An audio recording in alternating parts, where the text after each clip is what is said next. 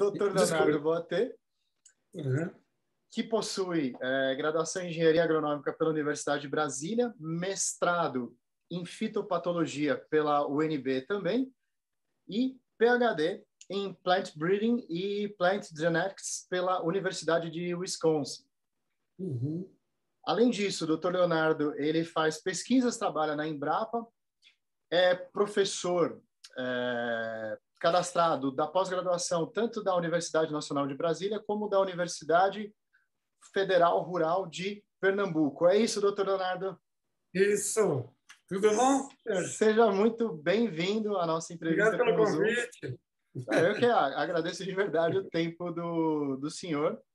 A gente vai falar um pouquinho sobre plantio, um pouquinho sobre várias coisas, né? Mas principalmente sobre tomate.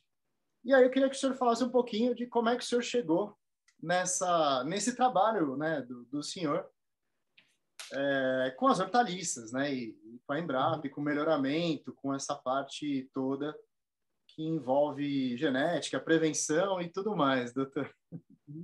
Eu na verdade, eu sou nativo de São Borja, Rio Grande do Sul, né? E aí vim para Brasília, ainda com meu pai, e desde cedo eu queria trabalhar com agronomia, né? Aí eu prestei vestibular aqui para agronomia na UNB, né? E comecei a estudar doenças de planta, melhoramento genético, né? E aí eu queria combinar essas duas coisas, né? E quando eu entrei na agronomia em 81, foi o ano de fundação do Centro Nacional de Pesquisa de Hortaliças, aqui em Brasília, que é Embrapa Hortaliças, né? Então, assim que eu pude, tive chance, eu fui para fazer estágio, né? E comecei a trabalhar com melhoramento de melão para resistência à doença. Depois fui para o mestrado, né? Encerrei a agronomia em 86, né? Me formei, entrei no mestrado e fiz minha tese com batata para resistência à doença também. E depois passei no concurso de 1989 na época ainda era para bacharel. Tá. Ainda não precisava ter o mestrado, né? Entendi. Só bacharelado. Aí eu passei aqui em Brasília, né? Um concurso público. Entrei desde 89, eu trabalho na Embrapa com diferentes hortaliças, né? Porque o CNPH é um centro diferente, né? Não sei se você conhece o sistema Embrapa, né? A gente tem vários centros no Brasil inteiro, né? O centro de milho e sorgo fica em Minas Gerais, o centro de soja fica em Londrina, no Paraná, o centro de uva e vinho no Bento Gonçalves, né? E aqui de hortaliças a gente foi escolhido Brasília, né? Para ser o centro. E quase todos esses centros trabalham com poucos itens, vamos chamar assim, poucas culturas. Mas as hortaliças que a gente tem que se virar nos 30, né? São muitas espécies, né? Então a gente tem que dar contribuição em diferentes espécies, às vezes um tijolinho numa, um tijolinho noutra, e a gente vai contribuindo. E o clima aí dificulta, né, essa questão, porque aí é uma região mais árida, né? Brasília acabou sendo interessante porque nós somos hoje no coração do tomate para processamento, né? Tá. A cenoura também veio aqui para o Brasil Central, né? Mas ainda, em termos de hortaliça, é muito forte o eixo Belo Horizonte, São Paulo, Rio, né? Então, isso nos obriga, o que é bom, nos obriga a ter parceria sempre, né? Para a gente poder ter gente nos informando o que está acontecendo, a gente também ter capacidade de poder visitar e estar o tempo inteiro acompanhando, né? Então, isso permite a gente, essa posição centralizada da Embrapa Hortaliças, também permite a gente ter parceria com o Nordeste, com o Sul, porque a hortaliça está no Brasil todo, né? Em pequena escala, são a predominância de produção de origem familiar, pequena escala, mas também tem uma parte empresarial muito forte. E é uma área ávida por novidades, vamos dizer assim. Né? Tá sempre querendo, sempre. Então você tem que estar atento para essas novas tendências de mercado, né?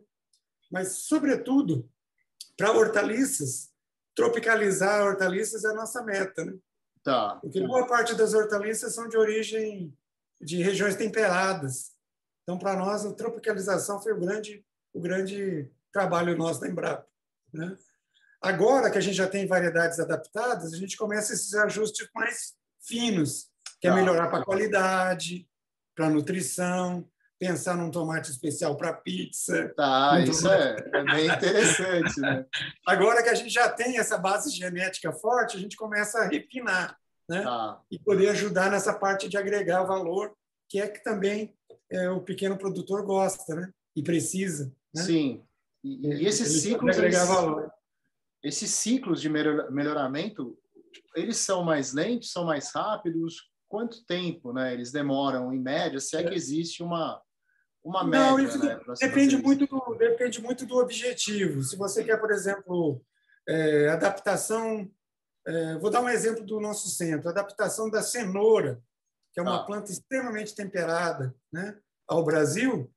O que aconteceu? A gente deu sorte de ter um germoplasma, que a gente chama, que é um conjunto de plantas já adaptadas aqui, trazida pelos açorianos, lá no Rio Grande do Sul. Então, quando a gente trouxe para cá, ela é uma variedade super resistente, tolerante ao calor, com um ciclo curtinho do plantio à colheita. Então, aí já facilita. Mas se você fosse, por exemplo, o trabalho inicial, pegar as coleções que estão guardadas nas universidades da Europa, dos Estados Unidos, plantar aqui, ver qual que se adapta, começar a fazer cruzamento, aí leva mais tempo. Então, você tem que ter sorte, mas também tem que ter estratégia para encurtar esses espaços temporais, né? Não é uma coisa muito simples, né? Não é uma matemática. Depende do tema. Às vezes você consegue, né, uma sorte. A gente, por exemplo, tomateiro, nós ficamos muitos anos atrás de resistência a uma virose, que é seríssima aqui no Brasil, e a gente não conseguia. Aí, de repente, uma variedade da África do Sul foi plantada aqui, vimos que era resistente, era um genzinho só, agora esse gen está em tudo. Né? Que legal. É o gen de resistência ao vira-cabeça, que é uma doença séria aqui do tomateiro no Brasil. Então, depende, às vezes, você estava anos caminhando no pântano, aí, de repente, você encontrou uma cordinha e saiu com... Né? Então, isso tudo é informação e é um pouco também do fator trabalho, né? Quem trabalha tem sorte.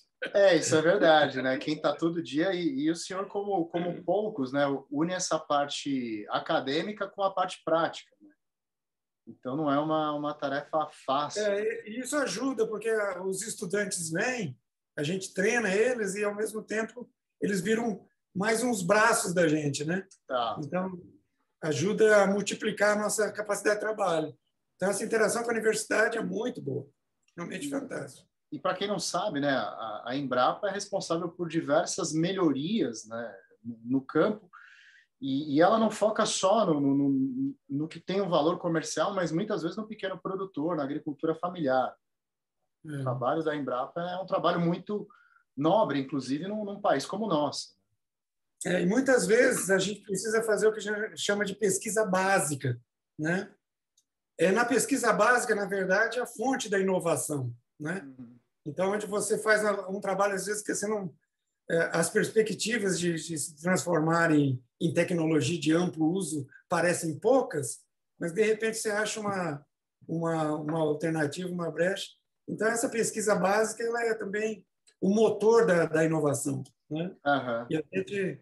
E a gente, junto com a universidade, consegue abraçar a parte aplicada e a parte básica, né? Consegue trabalhar nesses dois mundos aí. Bom, agora eu queria falar um pouquinho do tomate, né? Pensando na pizza. Por que o tomate brasileiro, né? Esse que a gente encontra por aí, ele parece tão ácido se a gente compara ele, por exemplo, com outros tomates, né? O que causa isso no tomate? Por que ele é ácido aqui no Brasil? Eu estou falando de modo geral. Sim, aí tomate... que tá, Sérgio, a gente tem tomates e tomates, né? Então, a gente tem tomates. Se você olhar hoje na gôndola do supermercado, quantos tipologias de tomate a gente tem, né? Existe o tomate para processamento industrial, né? Tá. Que é o tomate específico para ser extrato, para tomate pelado, para tomate cubeteado. Existe o tomate de mesa, né? Então, talvez o que está faltando para pizza, para essa acidez, é a escolha certa das cultivares, das variedades, né? Tem outras características de manejo e também características genéticas que acabam causando mais acidez que você percebe. Então, a gente tem, por exemplo, no melhoramento, a gente se preocupou muito com tomate que conserva na pós-colheita. Tá. Né? Antigamente, a gente não tinha alguns genes que a gente hoje usa, então a gente saiu um caminhão de tomate aqui de Brasília até Belém, 40% da carga perdia. Perdida, né? Hoje nós temos genes de maior tolerância pós-colheita que permite o tomate ficar mais firme, a parede celular permanece intacta, e aí você consegue fazer o que a gente chama o tomate viajar, né? O tomate que viaja. A gente consegue fazer o tomate viajar. Só que esses é um dos genes muito usados, que o varejo, por exemplo, tem extremo interesse, ele não é bom, porque ele interfere com o estabelecimento do aroma, do sabor, e a firmeza também ela está um pouco associada com a acidez. Então, o tomate mais firminho, ele tende a ser um pouco mais ácido. Então, talvez você esteja amostrando, vamos falar assim, tomates que têm um determinado tipo de característica que não são as que a pizza pede. Mas é um tomate para comer fresco, cortado na salada, né? Por causa dessas características de demanda do próprio mercado varejista, né? Agora, nós estamos mudando isso. Nós estamos tentando fazer um tomate firme, mas com sabor, né? Mudando a genética. Não usando esses mutantes que a gente usava, que eram mutantes naturais do tomateiro, não é nada transgênico. Ou seja, era algo que já acontecia. Né? Já é do genoma do tomate. Só que nós estamos modificando, trocando as gavetas. Né? Estamos colocando outras gavetas gênicas, que é para fazer um tomate mais firminho e com menor acidez. Né? Outra coisa que faz a gente parecer, que o tomate faz parecer ser ácido, é que, na verdade, ele tem baixo açúcar. Né? Então, esse balanço ácido-açúcar é importantíssimo para dar o sabor. Né? Sim.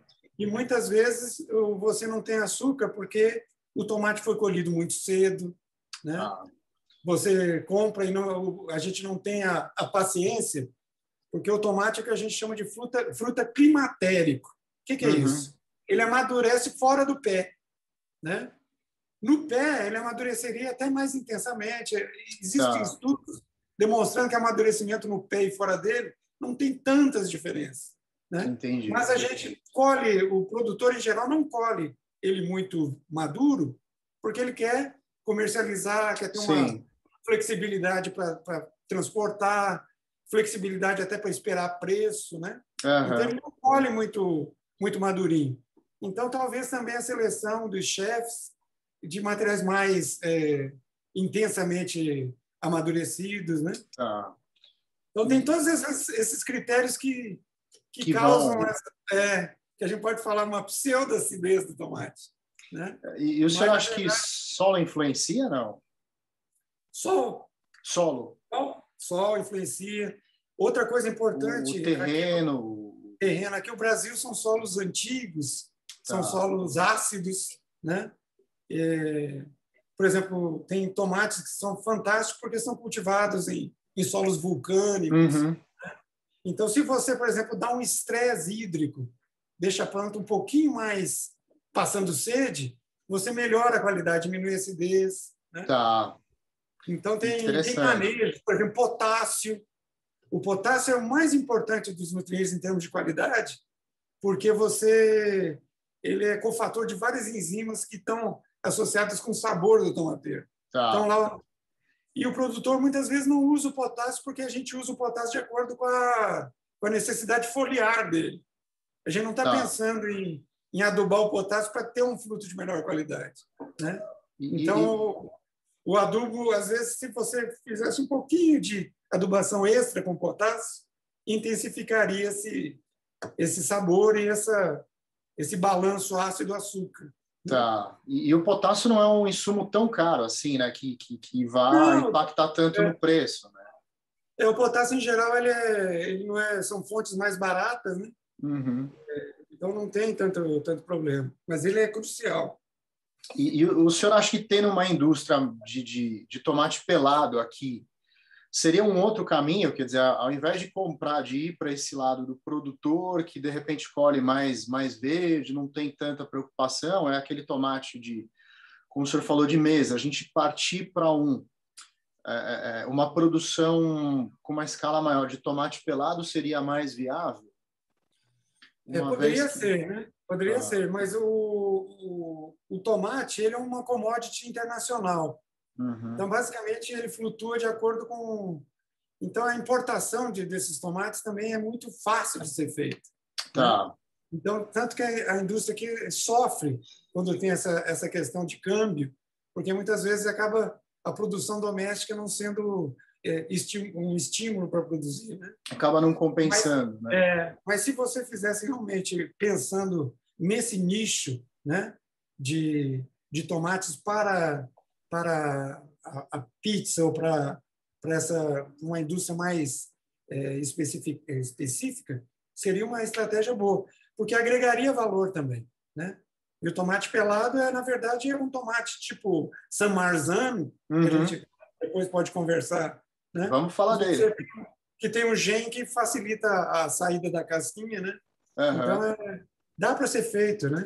Mas era preciso o que a gente chama de acertar a cadeia. Tá. Vocês da pizza garantir a demanda, né? Porque aí a turma riu abaixo, ó, eu tenho certeza que eu vou produzir isso aqui e vai ter gente lá que vai comprar. Né? A turma riu acima e vocês riu abaixo. Ou seja, a montante e a jusante. Tem que fazer essa cadeia especializada e refinada acontecer. Né? Traduzindo, então, talvez a turma dos restaurantes se organizar para poder ter esse braço de produtores de alta qualidade que vocês podem ter garantia da entrega, garantia da qualidade. Né? E seria ótimo. Imagina quantos produtores pequenos iam se beneficiar disso, né? A gente vai ter que pagar o senhor em pizza aí. Eu não sei quanto que o senhor vai cobrar pela ideia. Eu sou fã de pizza. Mas normalmente o dono de restaurante ele prefere reclamar, né, quando sobe, porque os tomates que vêm da Itália, mesmo os que não são plantados lá, né, a gente sabe que muitos tomates italianos vêm de outros países, são só é tirada a pele, né, e é enlatado lá. Com o preço do euro subiu muito, né, o tomate italiano, mas ainda o tomate pelado em lata, ainda é a opção da maioria dos restaurantes que que fazem pizza de estilo italiano, né, principalmente de napolitano. Eu tenho recomendado tomates pelados da Argentina, né, eles são muito próximos dos italianos e estão ainda um pouco mais caros, mas parte do que é a pizza, principalmente a pizza napolitana, é usar ingredientes locais da Campânia, né? Então se usa queijo de lá, se usa búfala da província da Campânia, né? E é isso que faz a pizza napolitana ser, para mim, a melhor do mundo. Sim. Agora, o que o senhor falou é extremamente interessante, porque nós temos milhares e milhares de pizzarias e talvez ninguém nunca tenha pensado nisso, né? Ou o sujeito compra um enlatado importado mais caro, ou ele fica com esse tomate de mesa que não é tão bom, né? Então... vocês têm alguma associação, não? Existem algumas associações, mas nada nesse sentido, né? Até onde meu conhecimento vai, existem associações comerciais, mas não de produtos de se verificar farinha. Então, se verificar tomate, se verificar azeite, né? Então, é uma boa ideia. O que tem aqui é a VPN, que é a Associação da verdadeira pizza napolitana, que regula o que tem que ser feito nos moldes napolitanos. Então, o tomate tem que ser de lá e tal. Sim. Mas até onde eu sei, não existe nada que lute dessa forma. Olha, nós precisamos de um tomate XYZ e nós vamos criar um canal, aí precisamos criar um canal para que isso seja produzido e nós absorvamos esse produto, né? Então, acho que a ideia que o senhor já deu já é genial. A gente usando o trabalho da Embrapa e os produtores, a gente já garante a venda deles. Né? Porque o tomate em lata, ele dura 12 meses, né, em média. Então... eu não sei a parte organoléptica, né, em termos de o tomate fresco e o tomate lata, né? O que é perdido, o que é ganho. Uhum. Então, isso é interessante saber. Mas tem um produto no mesmo nível, fresco, né?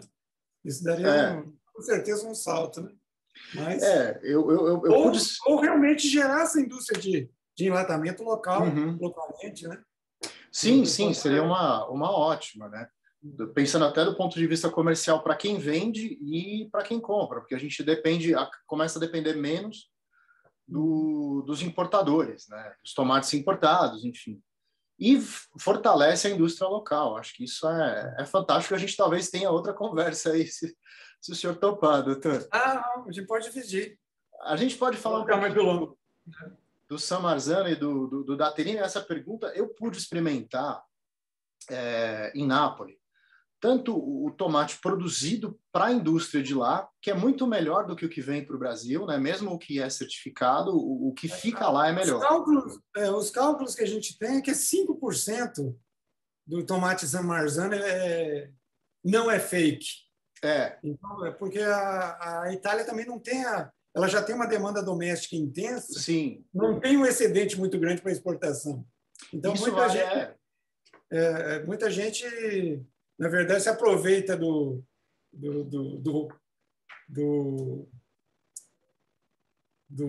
como que a gente pode chamar? Do rótulo San Marzano. Né? Exato. E tenta vender gato por lebre. Isso acontece tanto com tomate quanto da farinha que costuma vir da Itália, né? Então, muita gente não sabe que boa parte daquilo não é plantado lá, ele é processado, é enriquecido, é envasado, mas não vem de lá. E eu pude experimentar o fresco que vem de lá, né? Que é plantado lá no pé do Vesúvio. E em termos de sabores, de doçura, o que eu percebi, né, nessa época, eu fui para lá justamente para experimentar esse tipo de coisa. Né? O enlatado, ele é muito mais rico em cor e ele, óbvio, tem um sabor mais concentrado.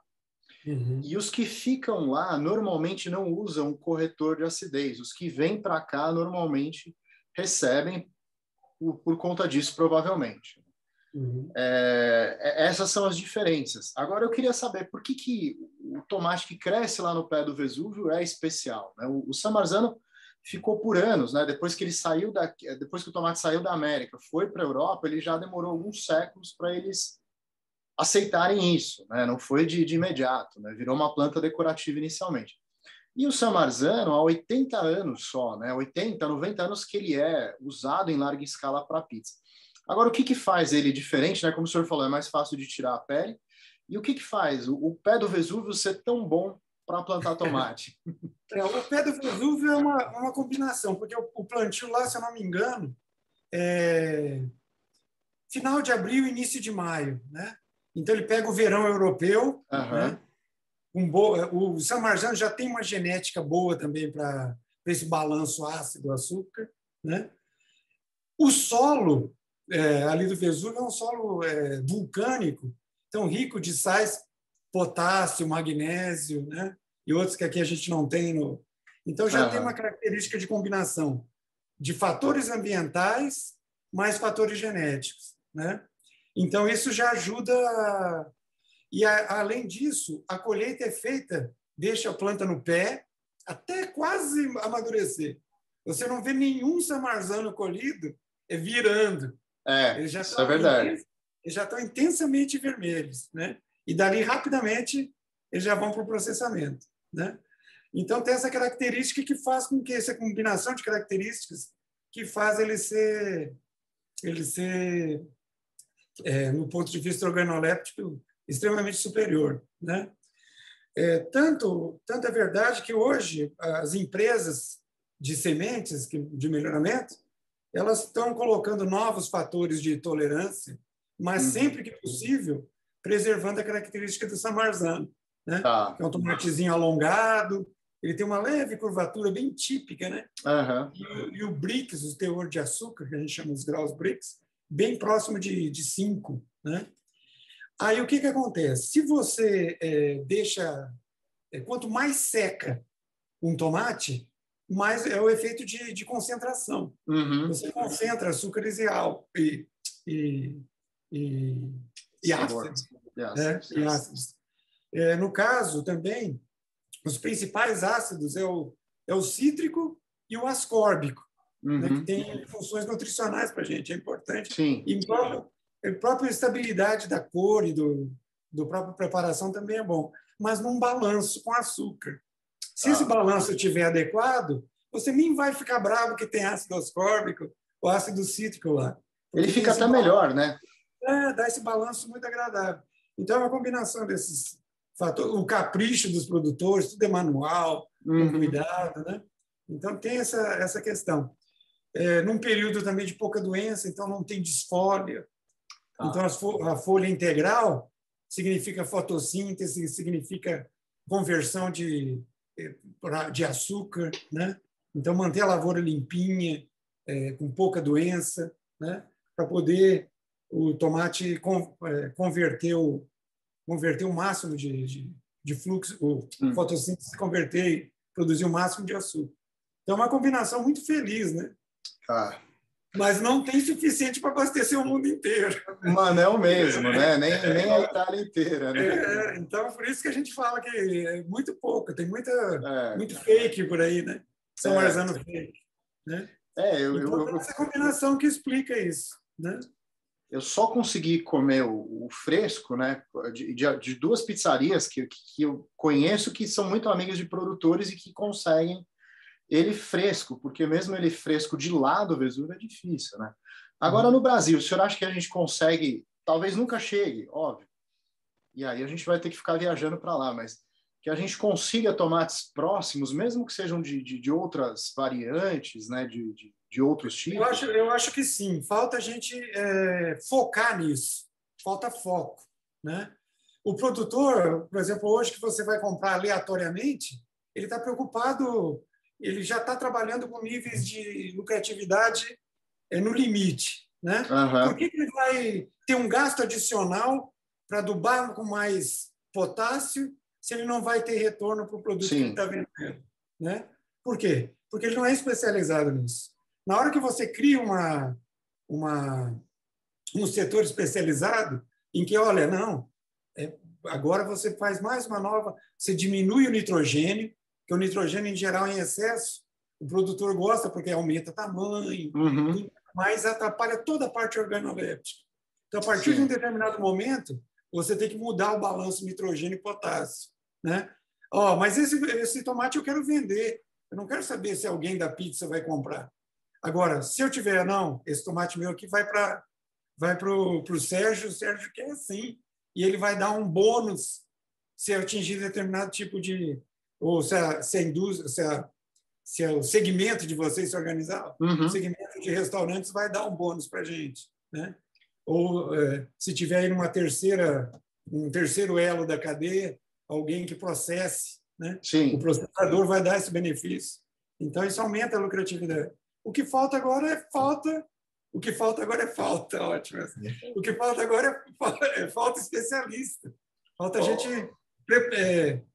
devotada a produzir tomate de altíssima qualidade. Ou seja, o grande culpado... Estímulo, né? O grande culpado da gente não ter certas variações, vamos chamar assim, né, ou uma determinada qualidade para a pizza é especificamente de quem produz a pizza que não gera essa demanda, né? Não tem isso organizado. Então, essa é a chave. Não dá para um tomate comprado aleatoriamente que ele seja doce, que ele tenha o balanço ácido-açúcar adequado, né? Isso precisa gerar uma especialização. E essa especialização precisa de um estímulo. O estímulo maior no capitalismo é uma lucratividade maior, um um benefício, um bônus, né, que garanta o produtor atender vocês de maneira fidelizada, né? Então já fica o resultado aí para os donos de pizzaria, os pizzaiolos e quem faz pizza de final de semana. Já a gente vai começar a exigir, demandar isso com o tempo, né? A culpa é nossa, então nós vamos ter que fazer a nossa parte. E eu acredito que fazendo isso, né, a gente ajuda também aos produtores, né, especializados, aqueles que querem realmente trabalhar com isso e valorizar o trabalho deles mais do que qualquer outra coisa. Eu acho que todo mundo que faz uma pizza artesanal, que aprecia uma boa pizza, se disporia a pagar um pouco a mais. Eu não acredito que isso vá gerar um impacto tão grande em termos de custo, né, para a pizza. Eu acho que isso é bem viável, uma vez que importar um tomate da Itália não é nada barato. Eu acho que aí o senhor já deu o caminho, doutor. É a ideia do Vale do Silício, né? Você concentra aquela turma toda ali que está disposta a fazer isso, né? E aí é uma combinação de manejo, né? Como a gente discutiu agora do San Marzano italiano, é o capricho, claro, a condição climática que você pode emular aqui com telado, né? Você pode fazer o balanço de nutrição mais voltado ou focado, não tão em produtividade, mas em ter essa qualidade, né? Mesmo que haja um sacrifício na produtividade, você consiga, embora não haja. Em geral, esse ajuste organoléptico e produtividade caminham juntos, né? Não é um excludente do outro. Estufa pode causar algum efeito ou isso não impacta? Não, estufa não tem. Estufa, até para o produtor é melhor, porque permite ele o ano inteiro, né? Para ele não vai ter estação chuvosa, não vai ter, eventualmente não vai ter geada, né? Então, e você pode manejar, claro, com cuidado, porque algumas adubações que melhoram a qualidade, se você não tiver um planejamento de manejo nutricional, pode levar à salinidade. Né?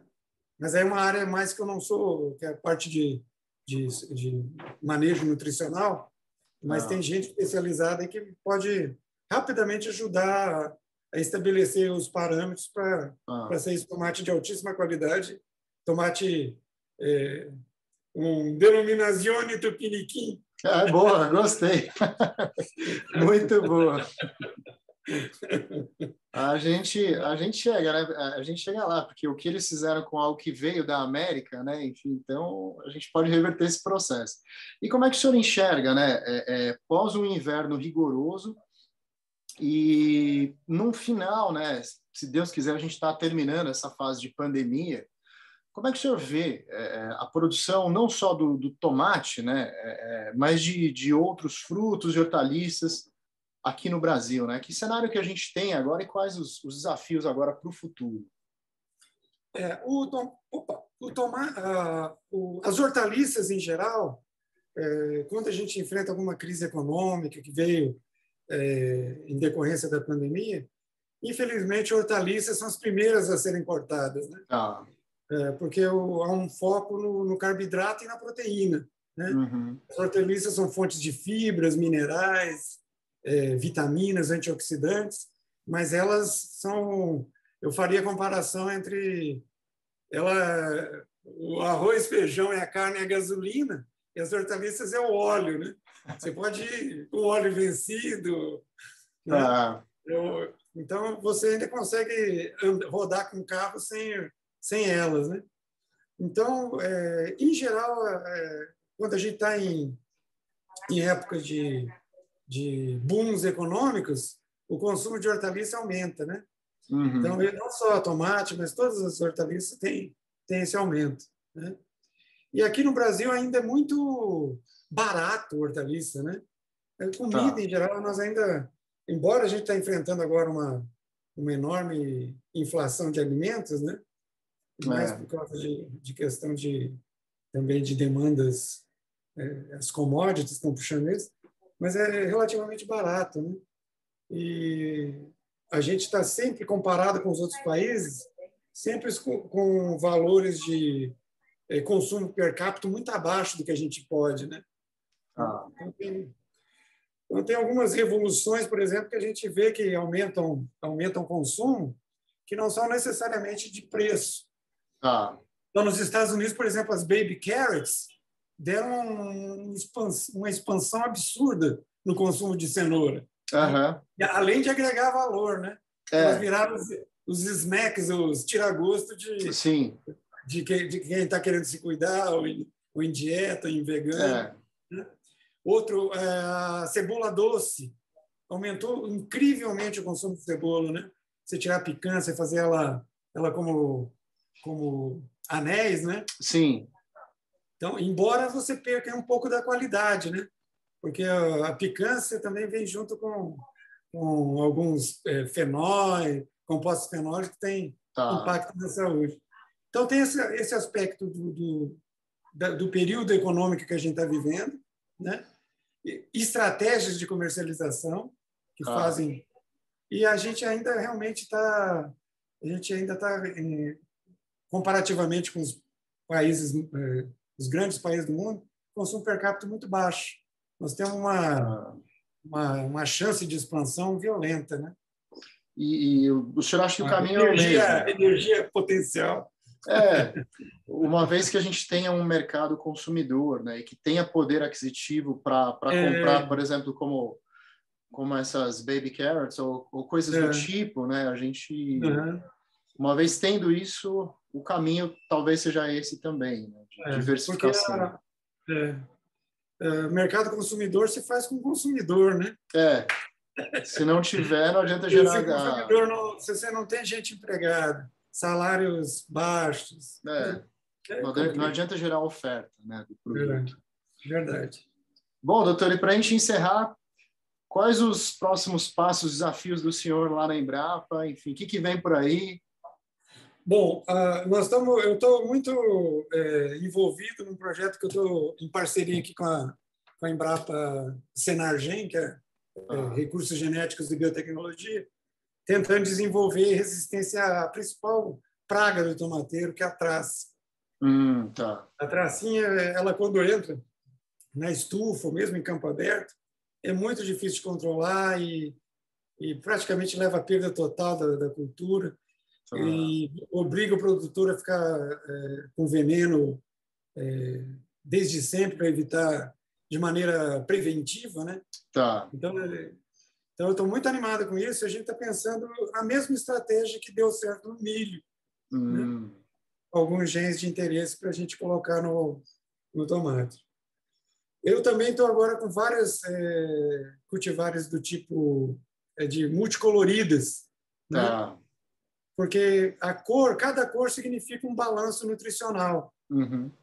Então, eu tenho, por exemplo, tomates laranja, que eles acumulam beta-caroteno ao invés do licopeno, né?